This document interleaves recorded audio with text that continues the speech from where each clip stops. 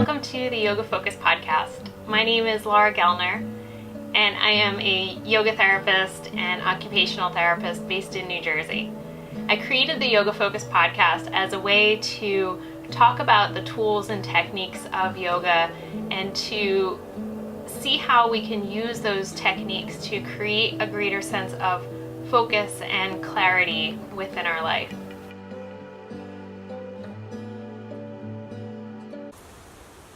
Hey everyone, welcome to episode 7 of the Yoga Focus podcast. Today we're going to be talking about a specific type of movement in the spine, which is spinal articulation. And articulation is this movement that's very unique to our spine because of the structure, because there are so many little joints that go into the stacking of the vertebrae that we can create this really amazing wave-like movement. I always think of articulation as a wave.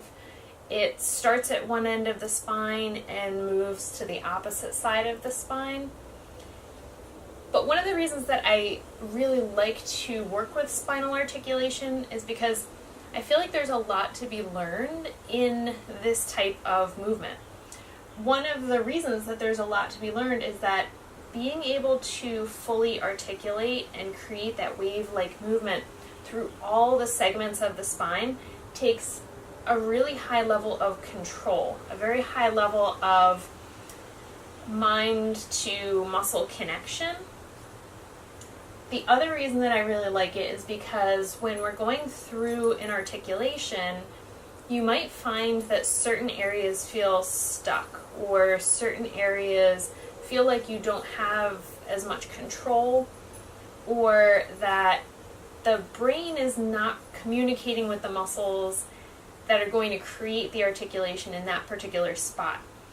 And that's why I put on here, we can use spine articulation as a way to expose blind spots, to expose areas that we might not have otherwise realized that we didn't have good control or good mobility in that space. And that's going to be different for all the segments of the spine. Now, traditionally, when we think of spine articulation, it's usually used in the roll-up transition, where you're like in forward bend, and then you roll, up to standing. We say something about stacking and that sort of thing until you come up into standing. And then maybe we do the opposite transition where we roll down into a forward bend. That's the most common spine articulation that I see in the scope of yoga practice. But what I wanted to talk about is expanding our understanding or our application. Redford's outside. Expanding our application of spinal articulation to the other planes of movement and to apply this to all the segments of the spine. On the side of the board here, I wrote down the 3 segments of the spine, the 3 movable segments of the spine: the cervical spine, the neck; the thoracic spine is the mid-back, the area that connects to our rib cage. Each thoracic vertebra has a rib that attaches to it. And then the lumbar spine, the lower back. So for each of those segments of the spine, we can perform articulation to different degrees. Each of those areas of the spine has a different level of mobility depending on which plane of movement we're talking about. Let me go get Redford. For each of those 3 spinal segments, we can think about the movement in the 3 planes. We can think about the front and back movement, flexion and extension at the cervical spine, the thoracic spine, the lumbar spine, and that would be movement on the sagittal plane, that plane that splits our body into left and right. It's where flexion and extension happens. The next one being the lateral movement, so lateral flexion, leaning to one side or the other, and that's happening on the coronal plane, or sometimes people call it the frontal plane. I usually call it the coronal plane because I think of a crown. It's going to sit on the crown of the head and it splits the body into anterior and posterior. But that's the plane of movement where we get lateral flexion. And then the third movement or third set of movements is rotation to the right and left. That's happening on the transverse plane, the plane that splits the body into superior and inferior and allows rotation. For each of those different spine segments and for each of those planes of movement, we can think about approaching that movement as an articulation, as something that we put a tremendous amount of mental attention into to find that really precise control of starting from one end and rippling down through the vertebrae, one to the next, and then maybe reversing that and going in the opposite direction. So often we see that done just in the sagittal plane, just as a roll down and a roll up, but we can do it as a rotation that starts from the head in the upper spine and then moves toward the thoracic spine and then into the lumbar spine. As you come out of that rotation, first coming out from the lumbar and then from the thoracic, and then the cervical spine is the last thing to line up. You can do that in any of those planes of movement. I find it particularly interesting to do an articulation in the side movement, in lateral flexion. And you can think of that the same way, where if I was going to go into lateral flexion, I would start from what I could visualize, what I could feel as the very top cervical vertebrae, and I'm going to tip from there, and then it's going to move down to C7, that last cervical vertebrae, and then it's going to go into the upper thoracic, mid-thoracic, lower thoracic, into the lumbar. To bring myself back up, I'm going to straighten from the lumbar, lower thoracic, mid-thoracic, upper thoracic, and the head and the cervical are the last thing to come up. I feel like doing an articulation in that coronal plane is so different from the way that we usually do it that it takes a tremendous amount of attention. And I love those movements that we can work into our practice that make us have to fully and completely concentrate on what we're doing. And there's a little element of the brain trying to figure out, well, how do I do that? What muscles do I use to do that? Do I have that connection, or is it a connection that I need to establish in my body? Because that's that place of uncertainty, of searching for connection. That's where progress and connection is created. And so much of what we're doing in yoga is trying to create better connection.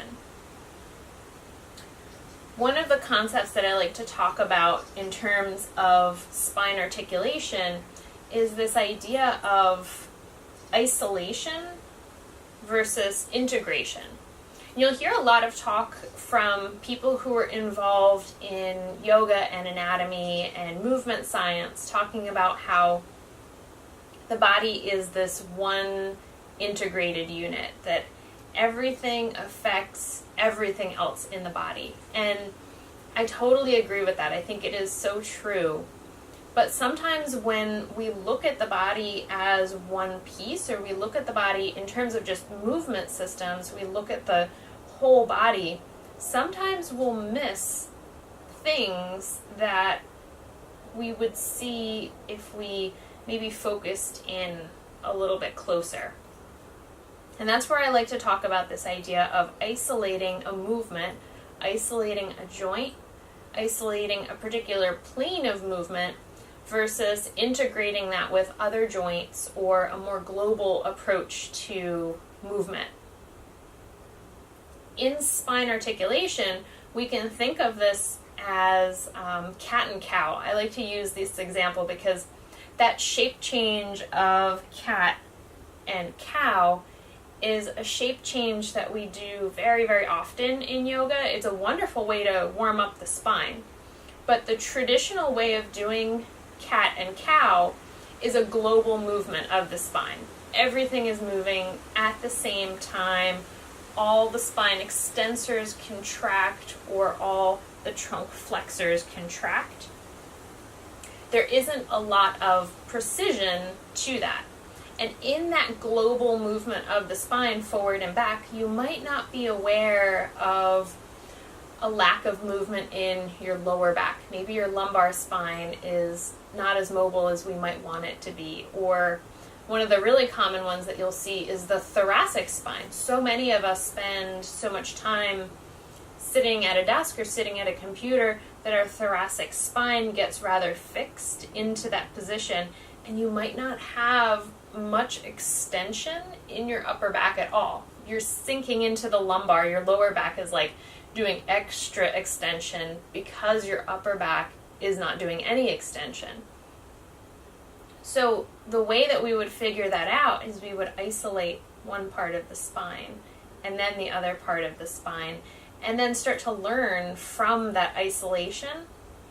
You can take what you learn in that isolated movement and then apply that to the more global movement of your cat and cow. You would just have a better intellectual understanding of, okay, I know that I don't have a ton of thoracic extension, so I'm just going to spend a little bit more time thinking about that. When I arch back into that cow, contracting in that space, thinking about that mind to muscle connection, and not overusing my lower back to give myself the feeling like I'm doing a full cat and cow. It pulls us away from maybe some of our unconscious substitutions or unconscious compensation patterns where we're overusing one part of the spine because another part of the spine is not as mobile as we would ideally want it to be. This process of very focused, controlled articulation in any of the directions of movement can help us to figure those things out. So, how do I do that in class? I will take the cat and cow movement and I'll have my students do just regular cat and cow in tabletop. And then I'll take a yoga block and I will put that yoga block across the lower back and say, okay, hold that yoga block on your lumbar spine perfectly still. I usually put it on the medium setting so that if it does move, it'll fall over, which is a good indicator. Because sometimes it's hard to feel if you're holding that segment still. The block is sitting there on the lower back, and then I'll say, okay, do cat and cow, but only with the thoracic spine. And see what that feels like. And there's usually a little bit of transition in there where you're trying to figure out, the brain is trying to figure out, how do I move just my rib cage, just my thoracic spine without letting that block fall over? How easy is that, or how difficult is that? Where do I feel that movement happening? You might feel like the upper thoracic is moving well, but the lower thoracic is very stiff and not articulating well. And then I switch that position. I take the block from the lower back, I put it on the back of the rib cage, again on that medium setting, so that if there is movement, the block will fall over and kind of let you know, okay, I wasn't stabilizing that maybe as well as I could. So you stand the block back up, and then all the focus goes on to, is really the pelvis is the driver of this, but you're moving the lumbar spine. So you're tucking the tailbone under, going into a posterior pelvic tilt, and then rolling the pelvis forward, anterior pelvic tilt. And seeing how far can I go into that movement before my thoracic spine wants to jump in and help.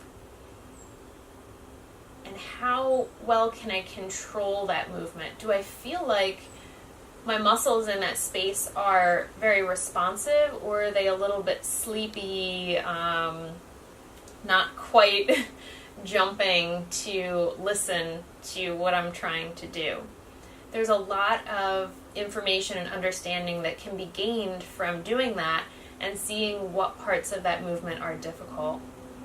Then taking that movement, the traditional cat-cow is happening in that sagittal plane. We're seeing how much flexion and extension or pelvic tilt we can get. But then we have these other planes of movement that we can practice with. And this is where it can get very interesting. Going into other positions, it may be in a seated position. I put an example of this on my Instagram if you want to go over to Instagram to get a visual of how you can do a segmented cat and cow movement and articulation of the spine in seated, flexion and extension, and then into lateral flexion, and then into rotation. So if you want the visual for that, go over to my Instagram page at LauraGyoga and you'll be able to see that, what it actually looks like. But the take-home message of this is trying to do that in different positions. The demonstration that I did was in seated. Try it in standing. Try it in a lunge position. Try it in supine. Can you figure out on your back how to wave in different directions or how to segmentally rotate your spine? And you can learn all of these different things about how your body is moving or where some of those blind spots are when you're changing that orientation to gravity, because gravity has an effect on the way that our muscles are going to work. If we're moving against gravity, it makes it harder, even though we don't think about it, because gravity is such a constant for us. If you're in a position where you're moving your limb or you're moving your trunk against gravity, it's a more challenging position for the muscles versus a position where you are supported, and it eliminates that pull of gravity so that you can explore the movement without needing quite so much strength or stability in that variation. So take this idea of spinal articulation and play around with it. Move in all different planes, focus on different segments of your spine, and think about what you've learned through that exploration of spinal articulation and how you're going to apply that to the broader scope of your yoga practice. That's what the heart of this exploration of isolation and integration really comes down to. Isolating an area, learning something, creating a stronger connection and awareness to that movement, and then applying that into an integrated form, or the complexity of yoga postures, especially like a high-level standing posture. So many different things go into it. So you have to have all of those foundation skills and all of that foundational self-awareness that you're pulling into that integrated yoga posture. There's so much nuance that goes into that. And when we only practice movements in a global way, we can miss out on some of those finer points that we can learn by isolating. But I think there's really merit in doing both. Isolating, focusing down to really, really small areas, and then expanding, and looking at what that is in the broader scope of our movements. So I hope you have enjoyed this talk about spinal articulation and how you can play in your movement practice and explore what your spine can do for you.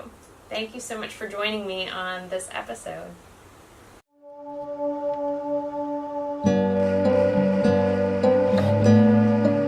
Thank you so much for joining me in this episode of the Yoga Focus podcast. If you'd like to leave me a comment or a question, you can go over to my YouTube channel at LauraGyoga and leave a comment under the video format of the podcast. Or you can go onto my Instagram, which is also at LauraGyoga, and leave me a question or send me a direct message on there. If you want to ask a question for a future podcast topic, go over to the Anchor app on your phone and you'll have an option on there to send me a voice message and you might be featured in a future episode.